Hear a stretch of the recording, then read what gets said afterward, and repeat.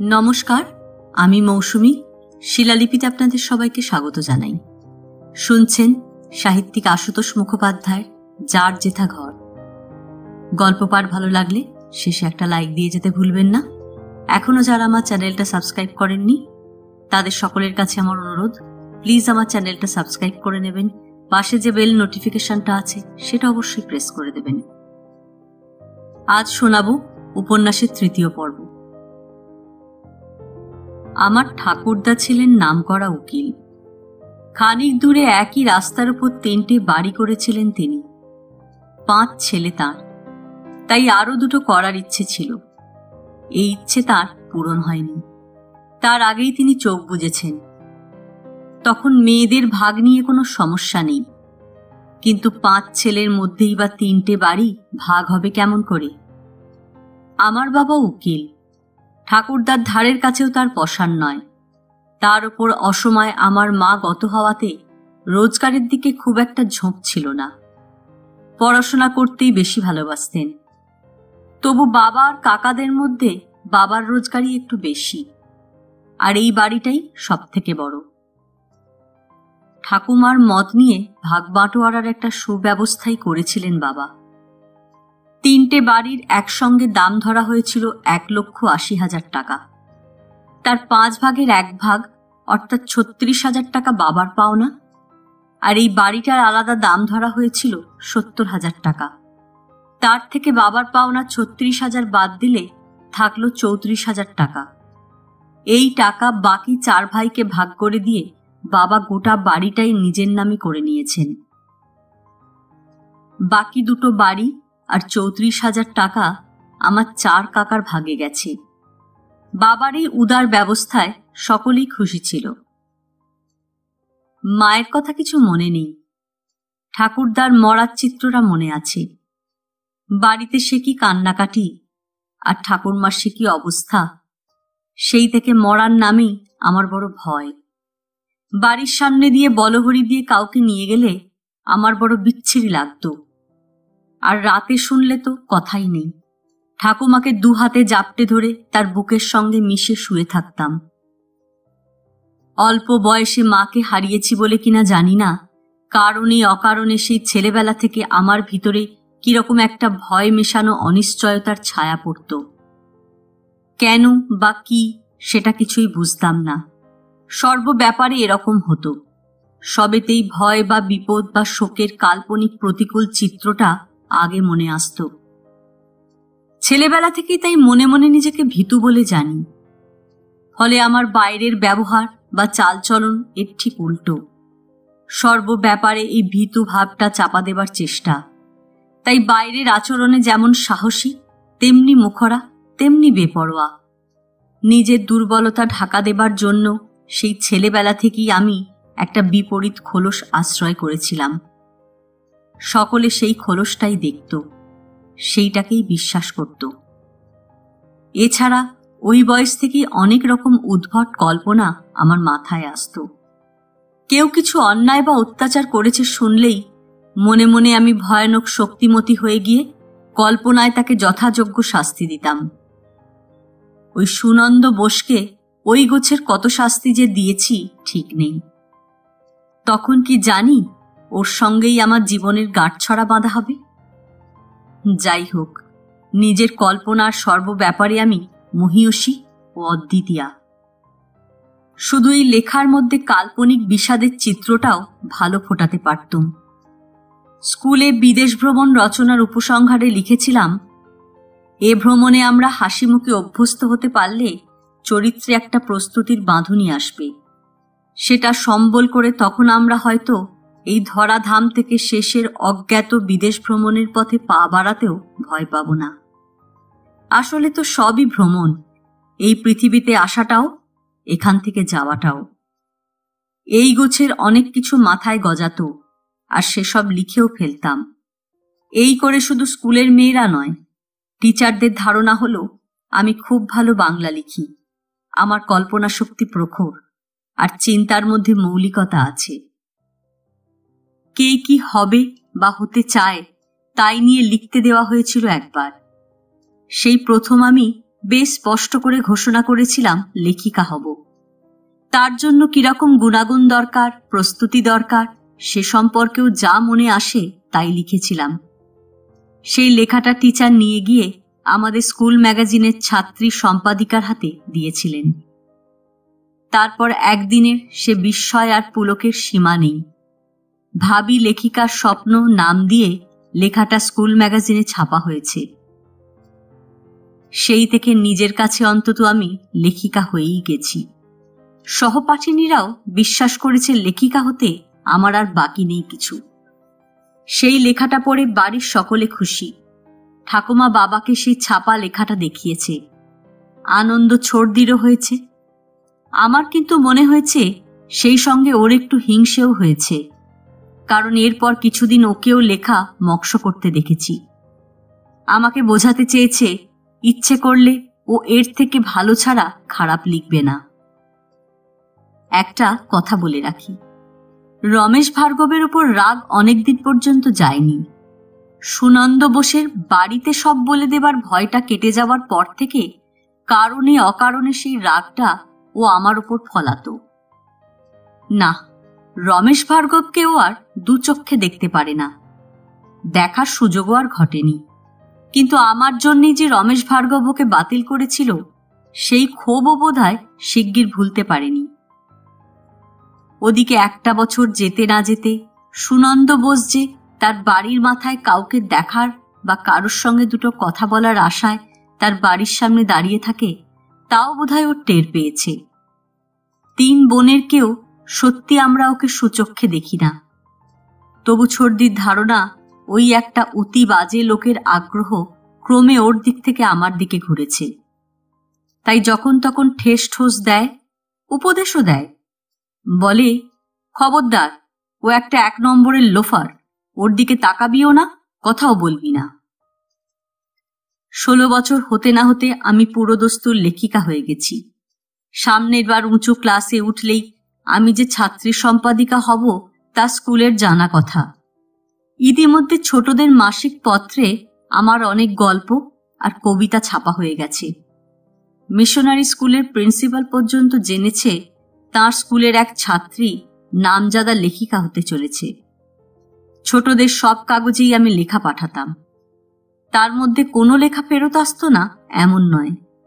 যে লেখাগুলো ফেরত আসতো সেগুলির অপরিচিত সম্পাদককে মনে মনে ভস্ম করতাম আমি। লেখিকা হওয়ার আর একটা জ্বালাও টের পেতাম। সব ছাপা লেখা দুনিয়া শুদ্ধ লোক না পড়লে যেন শান্তি নেই। দু চক্ষে দেখতে পারি না এমন যে লোকটা এখনো ফাঁক পেলে বাড়ির সামনে দাঁড়িয়ে থাকে, মনে মনে চাইতাম সেই সুনন্দ বোসও আমার ছাপা গল্প, আমার কবিতা পড়ুক, বুঝুক আমি মেয়েটা কোন দরের। এইখানে আরো একটা কথা বলে রাখি, ঠাকুমা বুড়ির অবিবেচনায় 16-র আগেই আমাকে ফ্রক ছেড়ে শাড়ি ধরতে হয়েছে। ঠাকুমার মতে ধিঙ্গি মেয়েকে ফ্রক পরলে বিচ্ছিরি দেখায়। ওই মুখ পড়ি বুড়ি আর যে কথা বলতো, শুনলে রাগও হতো, আবার আয়নার সামনে দাঁড়িয়ে নিজের ফ্রক পরা মূর্তির দিকে চেয়ে লজ্জাও করত। ঠাকুমা বলতো, বারন্ত শরীর এখন, ফ্রক পরলে কি বিচ্ছিরি দেখায় আয়নায় দেখিস না। আমি খেঁকিয়ে উঠতাম, মেম সাহেবরা তোমার মতো বুড়ি হয়েও ফ্রক পরে কি করে?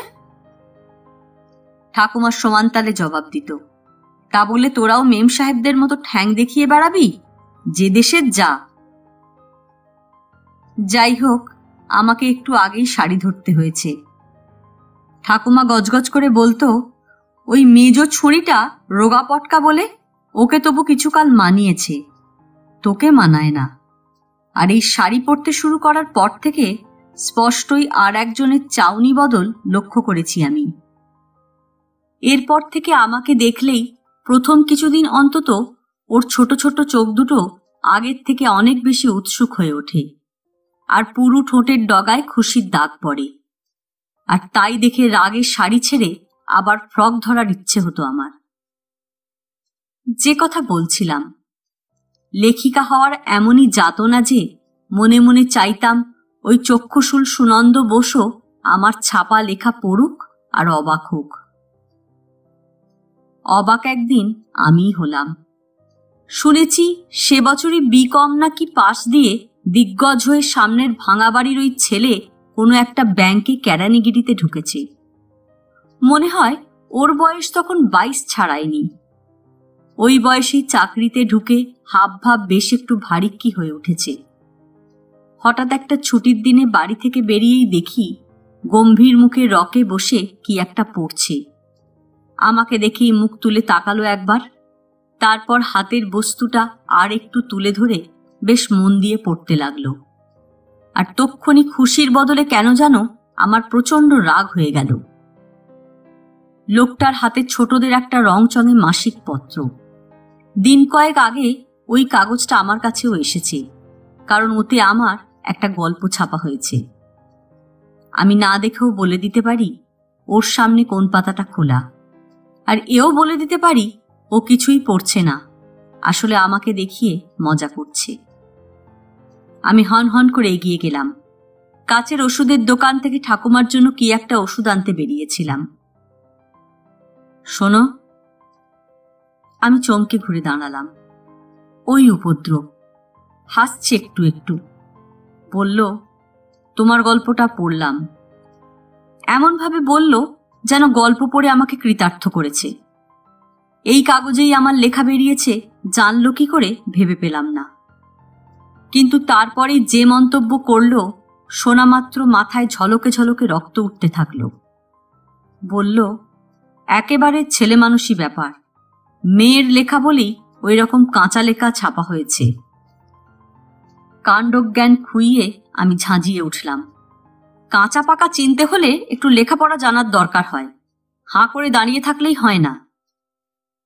শাড়ি পরার পর থেকে আমার বাইরের সাহস অন্তত বেশ কয়েক গুণ বেড়ে গেছে। জবাবে সে মস্ত মাতব্বরের মতো হাসতে লাগলো। বলল, তুমি রাগ করছো কেন? পাঠক হিসেবে সমালোচনা করব না? আগের 2-4টে কবিতা পড়েছি, সে বরং মন্দ লাগেনি। ও পড়বে জানলে আমি কবিতা লিখতাম না এমন মুখ করে আমি হন হন করে বাড়ির পথে কয়েক পা এগিয়ে গেলাম। তারপরেই মনে পড়ল ঠাকুমার ওষুধ কিনতে বেরিয়েছি। আবার ওই মূর্তির পাশ কাটিয়ে সামনের দিকে এগোতে হলো। আর তখন মনে হলো গা জ্বালানো একটা নীরব হাসি আমার সর্বাঙ্গে লেগে আছে। আমার বয়স তখন 16 ছাড়িয়ে 17 চলছে। স্কুল ফাইনাল পরীক্ষা দিয়েছি, তখনও রেজাল্ট বেরোয়নি। সকলের ধারণা ভালোই পাশ করব। আমারও এক এক সময় সেই রকমই মনে হয়েছে। আবার কি জানি কি হয় ভেবে ভেতরে ভেতরে একটু উতলাও বোধ করি, কিন্তু সেটা গোপন। এই সময় পরপর কয়েকটা ঘটনায় আমাদের বাড়ির বাতাস হঠাৎ বদলে গেল। প্রথমে একটা আনন্দের অনুষ্ঠান সম্পন্ন হলো। দিদি ভারতীর বেশ বড় ঘরে বিয়ে হয়ে গেল। আমাদের পরিবারের সবথেকে বড় উৎসব। কিন্তু উৎসবের গোড়াতে ছোটখাটো একটু নিরানন্দের ব্যাপার হয়ে গেল। আর উৎসবের পরেও তার চাপা একটা অপ্রীতিকর জের চলল। দিদির বরের নাম অমরেন্দ্র দত্ত। এ যুগের চাকরির বাজারে কৃতি মানুষ, ভালো স্কলার। IAS পরীক্ষায় মোটামুটি ভালো রেজাল্ট করে অল্প বয়সে বড় চাকরিতে ঢুকেছে। এইরকম জামাই আনার যোগ্য মর্যাদা দিয়ে কাজে এগোবার জন্য বাবাও প্রস্তুত ছিলেন। কিন্তু ছেলের বাবার বিচারে সে যোগ্যতা কাকে বলে বাবার ধারণা ছিল না। সে ভদ্রলোকের আবার ধারণা তার ছেলের মতো এত বড় কৃতি ছেলে এ যুগে আর হয় না। অতএব সেই অনুযায়ী তার প্রত্যাশা। শুধু তার নয়, তার গৃহিণীরও। ঠিকুজ্জিতে রাজজোটক মিল হওয়া এবং 3 দাদা দেখাশোনার পর যখন স্থির হলো এখানে ছেলের বিয়ে দেওয়া যেতে পারে, তখন ছেলের বাবা প্রথম দাবি জানালেন 10,000 নগদ দিতে হবে, 35 ভরি সোনা। বাবা বললেন, দেব। পরের লিস্ট ছেলের সবথেকে দামি ঘড়ি, হীরের বোতাম, হীরের আংটি, ফ্রিজ, ফার্নিচার, কাঁচ বসানো আলমারি, ডাইনিং টেবিল, রেডিওগ্রাম ইত্যাদি। বাবা বললেন, দেব। তৃতীয় দফা মেয়েদের লিস্ট, আরও কিছু বাড়তি গয়না, অতখানা বেনারসি, নমস্কারীর অতখানা গরদ আর অতখানা এমনি দামি শাড়ি, সব মিলিয়ে তাও 3.5 ডজন হবে। এই লিস্টের মধ্যেই কয়েক দফা রূপোর আর স্টেনলেস বাসনের সেট। বাবা জানালেন দেওয়া হবে। এই সঙ্গে বাবা আর একটু বেশি মুখ খুললেন, বললেন আপনারা ফর্দ না পাঠালেও এসব দেওয়া হতো। পাকা দেখা হয়ে যাওয়ার পর প্রস্তাব এলো আলমারি দুটো হলেই ভালো হয়, একটা ছেলের একটা মেয়ের, নইলে মস্ত চাকুরের ছেলের অনেক দফা স্যুট টুট রাখার অসুবিধে। ছেলের বাবার হয়ে যে আত্মীয়টি প্রস্তাব নিয়ে এসেছিল, বাবা তাকে শুধু জিজ্ঞাসা করেছিলেন এখন সেসব কোথায় রাখা হয়। যাক, যে এসেছে সে কোনো রকম জবাবদিহি করতে আসেনি। গম্ভীর মুখে বাবা তাকে জানিয়েছেন আচ্ছা দেওয়া হবে।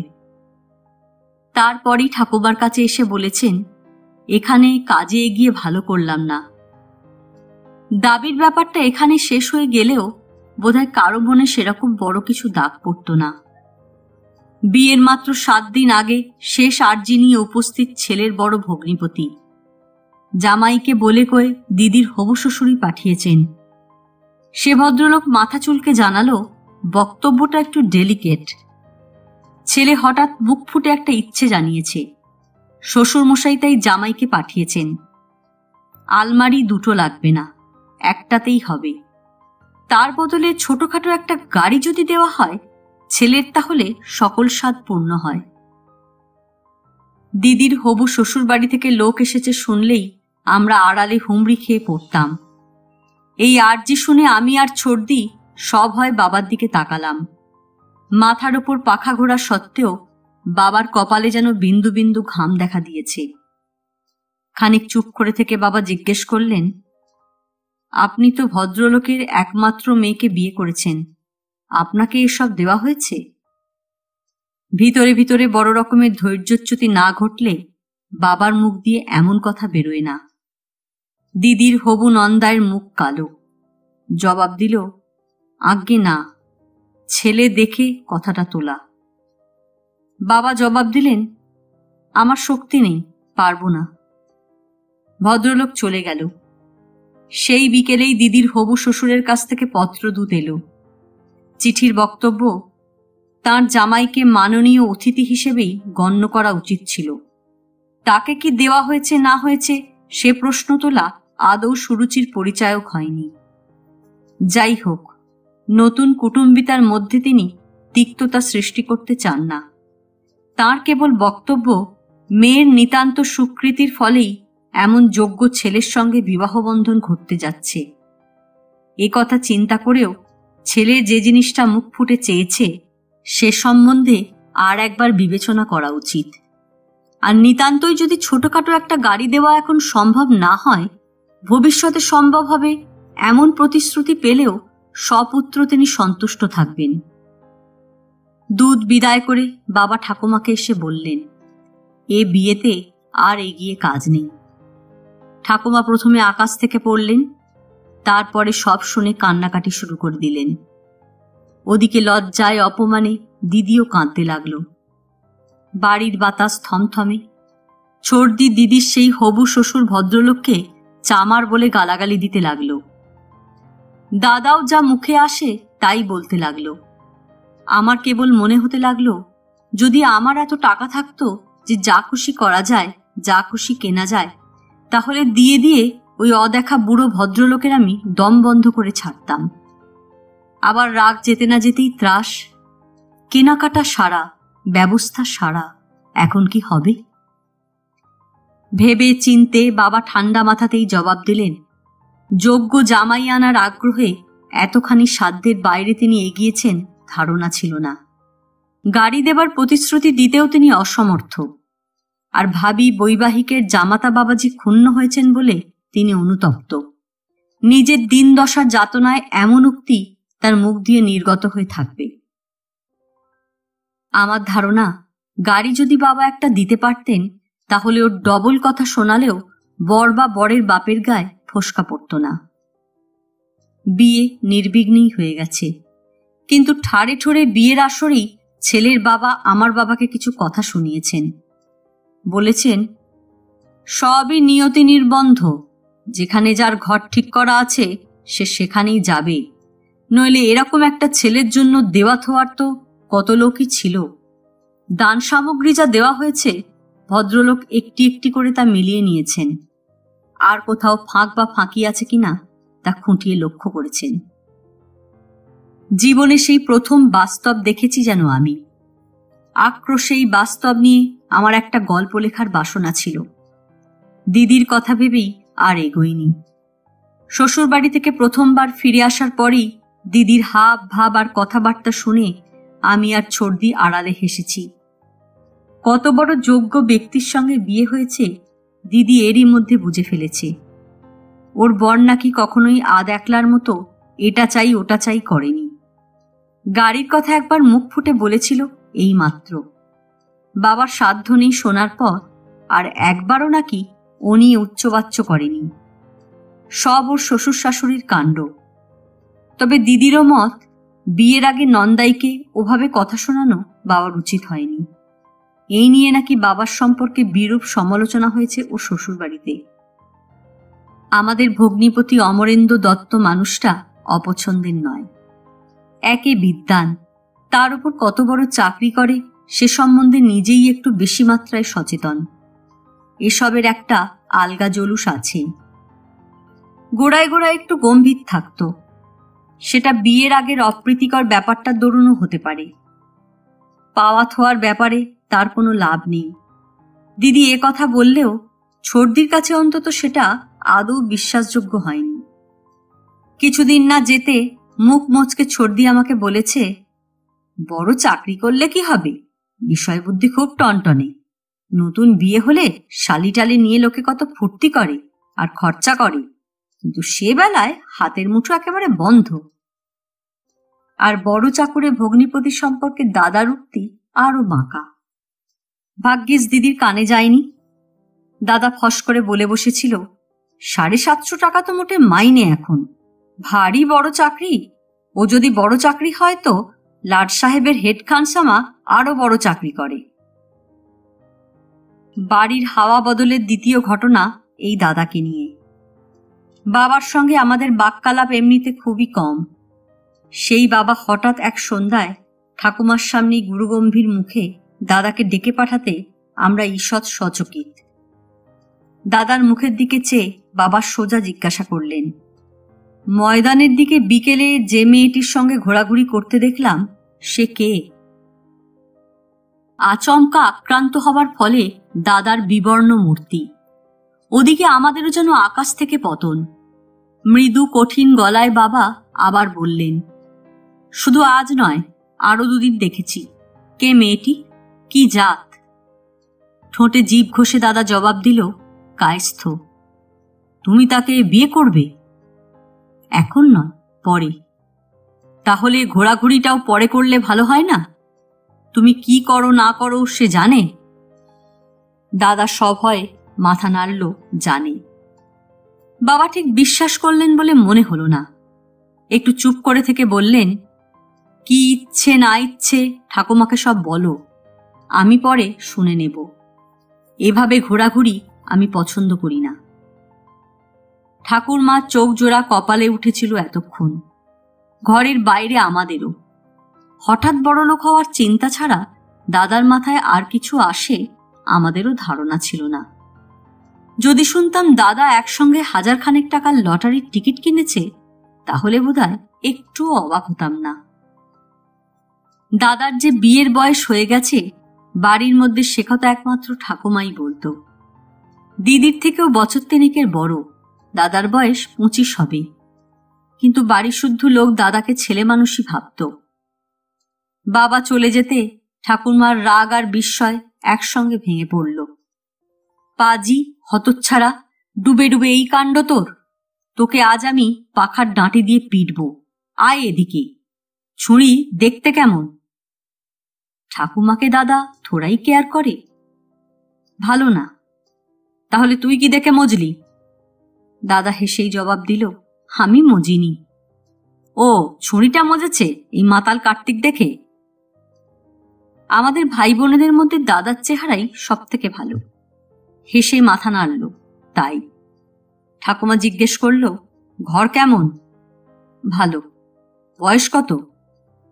একটু ভেবে দাদা বলল, 21। পরে জেনেছি মেয়ের 22 ছাড়িয়েছে। দিদির থেকেও একটু বড়। কিন্তু 21 শুনেই ঠাকুমার অপছন্দ।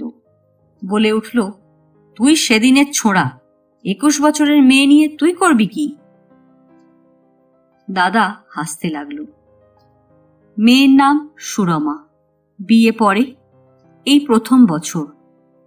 ওরা ঠিক করেছে শুনলাম সুরমা বিয়ে পাশ করার পর বিয়ে হবে। ইতিমধ্যে দাদা চেষ্টা করবে চাকরিতে কিছু উন্নতি হয় কিনা। দাদা একটা ইন্স্যুরেন্স কোম্পানিতে যাতায়াত করে। কি চাকরি করে, কত টাকা মাইনে, আমরা কিছুই জানি না। বাড়ির কেউই জানে না। হাতে পয়সা যা পায় তার অর্ধেকের বেশি বোধহয় খরচ হয় নিত্য নতুন জামা প্যান্ট তৈরি করতে। তাছাড়া হেন লটারি নেই যার টিকিট 2-4খানা করে কেনে না।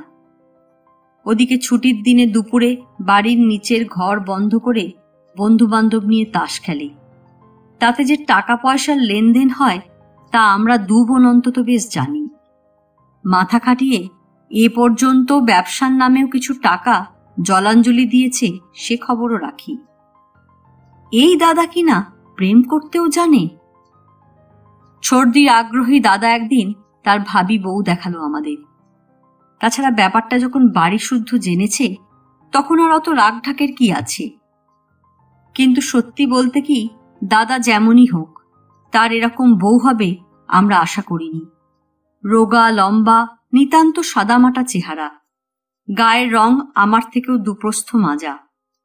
তবে কথাবার্তা বলার পর আমার কিন্তু খারাপ লাগেনি। বেশ নরম অথচ বুদ্ধিমতী মনে হয়েছে। কিন্তু পরেও ভরসা করে ছর্দিকে সে কথা বলতে পারিনি। কারণ দাদার অসাক্ষাতে ছর্দি প্রথমেই বলেছে দাদার মাথা খারাপ হয়েছে। ঠাকুমাকে বলে যে করে হোক বিয়ে বন্ধ করা উচিত, লোকে ছিছি করবে। ছর্দির এতটা বাড়াবাড়ি আমার ভালো লাগেনি। ঠাকুমাকে অতটা বলেনি অবশ্য, কিন্তু যেটুকু বলেছে তাইতেই এই অদেখা মেয়ের উপর ঠাকুমার মেজাজ খাপ্পা। রাগে গজগজ করে বলে উঠেছে, রূপ দেখে ও মেয়ে নিজে মজে কিভাবে মুন্ড ঘুরিয়েছে ছেলেটার, ঠিক কি? আভাসে ঠাকুমা বাবাকেও বলেছে, ওই মেয়ে তো দেখতে একটুও ভালো নয় শুনলাম, তুই নিজেও তো দেখেছিস। পছন্দ যদি না হয় তো চঞ্চলকে বল, আরো 2-1টা মেয়ে দেখ শোন। বাবা নির্লিপ্ত জবাব দিয়েছেন, হাত পা বেঁধে কেউ তো আর মেয়েকে জলে ফেলে দেয় না। তোমার নাতির জন্য ওর থেকে ভালো মেয়ে আসবে না। এ বিয়ে ঠেকানো যাবে না বোঝাই গেল। জানাজানি হবার পর চোখে আর 1-2বার পড়ে গেলে আর একজনের বিয়ে পাশ করার আগেই বিয়েটা হয়ে যাবে বলে আমার ধারণা। চোখে না পড়লেও হতে পারে, কারণ দাদা আজকাল দরজা বন্ধ করে ভাবি বউকে এক আদ্রা চিঠিও লিখতে শুরু করেছে। নইলে ঢোক গিলে হঠাৎ একদিন দীর্ঘ নিঃশ্বাস আর একদিন ঊর্ধ্ব বানান জিজ্ঞাসা করতে আসবে কেন আমাকে। ফলে ঠাকুমাকে চুপি চুপি একদিন আমি আশ্বাস দিয়েছিলাম, এমন কিছু খারাপ মেয়ে নয়, কথাবার্তা বলে তো অন্তত খারাপ লাগেনি। রাগত মুখে ঠাকুমা জবাব দিয়েছে, কথাবার্তা ধুয়ে তোরা জল খেগে যা। আমি মুখরার মতো বলেছি, অপরের মেয়ের বেলায় বলতে খুব সুবিধে, আমার বেলায় যদি কেউ এরকম বলে তোমার শুনতে কেমন লাগবে শুনি। ঠাকুমা আরো রেগে গেছে, তোকে কুৎসিত বলবে কোন ড্যাকরা রে, মাথা মুড়িয়ে দেব না তার। গায়ের রং ধপধপে সাদা হলেই রূপ খোলে না, বুঝলি, শ্রী থাকা চাই। জানি ঠাকুরমার চোখে আমার থেকে শ্রীমতী কম মেয়ে, আর এই কারণেই ঠাকুরমার চোখের ওপর ছর্দির এতটুকু আস্থা নেই। ঠাকুমার ঠিকুজ্জি কুষ্টি ঘাঁটা বাই ছিল, আগেই বলেছি। অনেকবারের কথা বলার পুনরুক্তি করেছে আমার কথার জেদ ধরে। তোর থেকে ভালো বিয়ে আর কারোর হবে না, আমি জোর গলায় বলে রাখছি। 8 জন্মে তুই উমার তপস্যা করেছিলি, তোর ঠিক শিব জুটবে দেখিস। অনেকবারের শোনা হলেও শুনতে ভালোই লেগেছিল। এই সময় আর একটা বড় পরিবর্তনের সূচনা দেখা দিল। সে পরিবর্তন আমার নিজের জগতেরই। স্কুল ফাইনালের রেজাল্ট বেরোলো। ঠিক তার আগের সন্ধ্যায় কেউ বুঝি আমার সমস্ত গায়ে জল বিছুটি ঘষে দিল। পরীক্ষার ফল দেখে আমি তাজ্জব। সেকেন্ড ডিভিশনে পাশ করেছি। ছাপার অক্ষরে সেই ঘোষণা দেখেও আমার বিশ্বাস হয়নি। আমারই নামের নিচে লাল দাগ, আর তার পাশে 2 নম্বর দেখেও না। পরে নম্বর আনিয়ে জেনেছি বাংলা, ইংরেজি আর সংস্কৃত ছাড়া অন্য বিষয়গুলোতে আমি কোনো রকমে পাশ করে গেছি এই পর্যন্ত। বাংলায় অবশ্য খুবই ভালো নম্বর পেয়েছি। ইউনিভার্সিটিতে অত নম্বর খুব কম ছেলে মেয়ে পেয়েছে বোধহয়। যাই হোক, আগে নামের নিচে লাল দাগের কথা বলিনি। রেজাল্ট কবে বেরুবে বা বেরুতে পারে সেটা ঠিক আমার মাথায় ছিল না, কিন্তু কারো মাথায় ছিলই। সামনের ওই ভাঙা বাড়ির সুনন্দ বোসের মাথায় অন্তত ছিলই। রেজাল্ট বেরোবার আগের সন্ধ্যায় সুনন্দর বৌদি ঠাকুমার সঙ্গে দেখা করতে এলো। হাতে একটা পাতলা চটি ছাপা বই। হেসে হেসে ঠাকুমাকে বলল, নাতনির পাশের খবর এনেছি, কি খাওয়াবেন বলুন। কত বড় ধরিবাত ছেলে বুঝুন। এক সন্ধ্যা আগে কি করে ওই ছাপা বই সংগ্রহ করলো সেটাই অবাক কাণ্ড। সেই যে বৌদির হাত দিয়ে বই পাঠিয়েছে তাতে কোনো সন্দেহ নেই, কিন্তু ফল জানার আগে আমার অত শত ভাবার সময় ছিল না। শঙ্কিত চিত্তে ছাপা বইয়ের পাতা উল্টেছি, তারপরেই চোখে কাঁটা। নামের পাশে ছাপার অক্ষরে 2 নম্বর, আর নামের নিচে লাল পেন্সিলের দাগ। আমার বদ্ধমূল ধারণা আমাকে জব্দ করার জন্যেই আগে ভাগে ওই বই সংগ্রহ করা হয়েছে, আর আমাকে জব্দ করার জন্যেই দাগ মেরে বৌদির মারফত ওটা এ বাড়িতে পাঠানো হয়েছে। ওই লাল দাগের ভিতর একখানা কালো মুখ আর পুরু ঠোঁটের ব্যঙ্গ হাসি যেন ফুটে বেরুচ্ছে। ঠাকুমাকে সত্যি রসগোল্লা আনিয়ে ওর বৌদিকে খাওয়াতে দেখে আমার ধৈর্যচ্যুতি ঘটেছিল। আমি তক্ষুনি সেখান থেকে উঠে এসেছিলাম। এরপর পরীক্ষকের থেকেও সুনন্দ বোসের ওপরেই আমার রাগ বেশি। কদিন ধরে আমি শুধু ওর ওপরেই জ্বলেছি। সে জ্বলুনি ছোট দিয়েও টের পেয়েছে। বলেছে, সত্যি তোর পেছনে আচ্ছা লাগা লেগেছে লোকটা। ছর্দির মুখের এই উক্তি প্রায় অশালীন লেগেছে আমার, তবু নিরুপায়। শিগগিরই মোক্ষম সুযোগ পেলাম একটা। কদিনের জন্য আমার আহার নিদ্রা ঘুচে গেল। সেদিনও সুনন্দ ঘোষের বৌদি এসেছিল ঠাকুমার কাছে। ইদানিং তার আসা যাওয়া একটু বেড়েছে লক্ষ্য করেছিলাম। ওদের বাড়ির একজনকে আমি 2 চক্ষে দেখতে পারি না, সেই রাগে ওই বৌদিটি এলেও আমি ঠাকুমার ঘরে থাকি না। কিন্তু সেদিন যোগাযোগ এমনি যে আমার চুলের ঝুঁটি ঠাকুমার হাতের মুঠোয়। ঠাকুমা মাঝে মাঝে তেল ঘষে আমার চুল সংস্কার করতে বসে। সেদিনও তাই বসেছিল। সুনন্দ বোসের বৌদি সেদিন হাসি মুখে তাদের বাড়ির এক কাণ্ড বলল ঠাকুমার কাছে। কাণ্ডটা হাসির নয় আদৌ, বরং ভাবতে গেলে মর্মান্তিক। কাণ্ড শুনে ঠাকুমাই শুধু দুঃখে আহা আহা করে উঠেছিল। ব্যাপারটা সাদামাটা ভাবে বললেও এই রকম দাঁড়ায়। মহিলার বৃদ্ধ শ্বশুর অর্থাৎ সুনন্দ বোসের বাবা প্রায় অথর্ব শয্যাশায়ী এখন। তার ওপর এত লো প্রেশার যে উঠতে বসতে মাথা ঘোরে। পাড়ার 2 টাকা ফিয়ের ডাক্তারের নির্দেশ মাছ, দুধ, ঘি, ছানা ইত্যাদি খাওয়াতে হবে। তার সংসারের যা অবস্থা, এত সব হয় কি করে? একমাত্র ঠাকুরপো সুনন্দ বোস বাড়তি যা কটা টাকা ধরে দেয়, বাপের জন্য তাই দিয়ে যেটুকু হয়।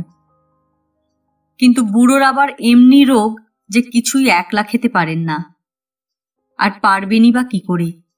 বড় ছেলের ঘরে 4-5টা ছোট ছোট নাতি নাতনি। তাদের চোখের সামনে একলা ভালো জিনিস খাওয়া শক্ত। দাদুর ডাক শুনলেই তারা খাবার লোভে দৌড়ে আসে। তাদের মা চেষ্টা করে দাদুর খাওয়ার সময় ছেলে মেয়েদের তফাতে রাখতে, কিন্তু ওদের দাদুর জন্যই পেরে ওঠে না। দাদু তাদের না ডেকে পারে না। কিন্তু এদিকে ভালো পুষ্টির অভাবে বুড়ো শ্বশুরের শরীর দিনকে দিন খারাপ হচ্ছে। সেই জন্যে বুড়োর নিজেরও মন খারাপ, দুশ্চিন্তা। ভালো যেটুকু বরাদ্দ নাতি নাতনিদের দিয়ে থুয়ে তার বরাতে কমই জোটে। এর ওপর কদিন ধরে এক বিচ্ছিরি ব্যাপার ঘটতে লাগলো। বিকেলে বুড়োর বরাদ্দ ছানার অর্ধেকটা কে যেন কখন চুরি করে খেয়ে যায় মহিলা টের পায় না। ওইটুকু ছানা শ্বশুরের সামনে ধরে দিতে তার মাথা কাটা যায়। 11 বছরের বড় ছেলের বা 9 বছরের মেয়েটার কাণ্ড ভেবে কদিন তাদের ধরে ঠ্যাঙানো হয়েছে। ওরা স্বীকার করে না দাদুর ছানা খেয়েছে। ওদের মারতে দেখে শ্বশুর তো একদিন ছানা খেলই না। সেদিন দুপুরে এই কাণ্ড। 2 চোখ সবে লেগে এসেছিল মহিলার। হঠাৎই কেমন মনে হলো রান্নাঘরে কেউ শ্বশুরের ছানা চুরি করে খাচ্ছে না তো। ছুটির দিন বলে বড় ছেলেটা আর মেয়েটাও তো বাড়িতেই। মনে হওয়া মাত্র মহিলা উঠল। ঘরের বাইরে এসে দেখে রান্নাঘরের দরজা খোলা। সঙ্গে সঙ্গে আবার ভিতরে ঢুকে পেটাবার জন্য পাখা তুলে নিয়ে পা টিপে টিপে রান্নাঘরে এসেই হাঁ একেবারে। গোগ্রাসে ছানা গিলছেন শ্বশুর নিজেই। তাড়াতাড়ি গেলার তাড়ায় মুখ থেকে বেরিয়েও পড়েছে খানিকটা। একদিকে মহিলা আর ছুটে পালাবার পথ পাচ্ছে না, অন্যদিকে শ্বশুরের ছানা ভর্তি মুখ একেবারে চোরের মুখ। হাসি মুখে কাণ্ডটা বলতে বলতে চোখে জল আসার উপক্রম সুনন্দ বোসের বৌদির। বলছিল, এমনই পোড়া অবস্থা, মা কি বলবো।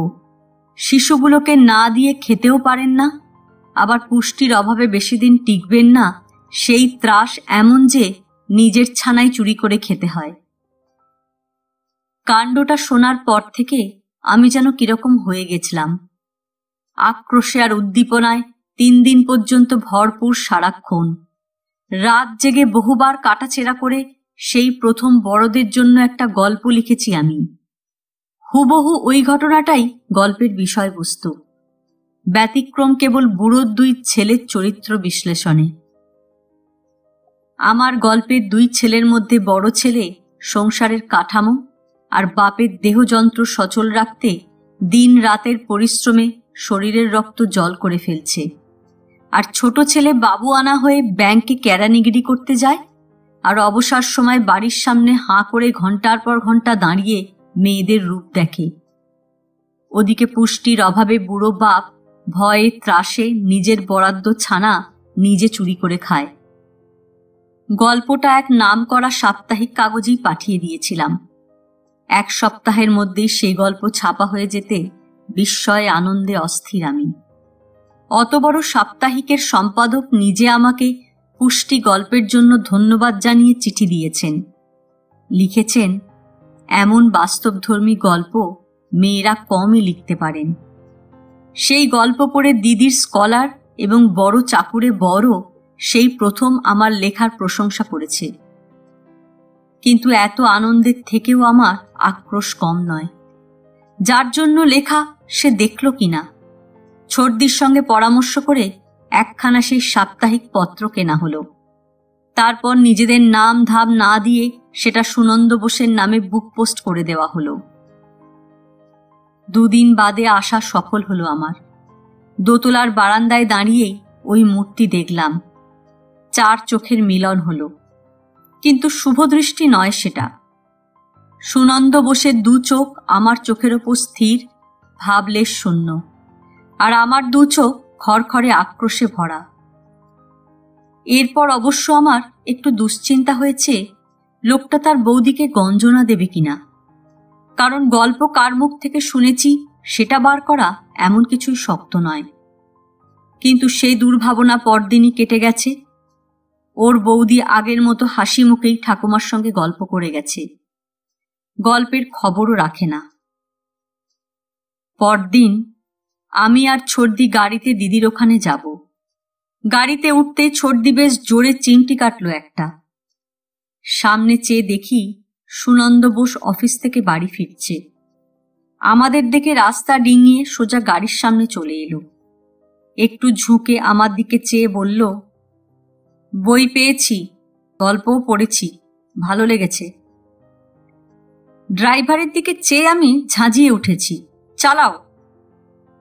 কিন্তু 3 সপ্তাহের মধ্যে যে ব্যাপারটা ঘটল তার জন্য একটুও প্রস্তুত ছিলাম না।